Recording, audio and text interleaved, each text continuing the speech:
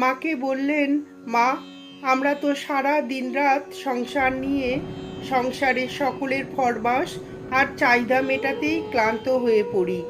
সারা দিন রাতে 5টা মিনিটও ঠাকুরকে ডাকতে সময় পাই না।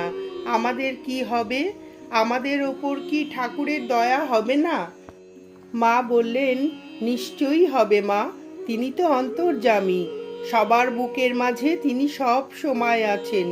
তোমার ভেতরে আকুতি থাকলে তা তিনি বুঝবেন। তাছাড়া সংসারের কাজ কি তোমরা করো মা? তিনিই করান। এ সংসার তো তারই। তার ইচ্ছা ছাড়া কি কিছু হয় মা? তার ইচ্ছা ছাড়া গাছের পাতাটিও নড়ে না। কৃষ্ণ ইচ্ছা বিনা কোনো কর্ম নাহি হয়।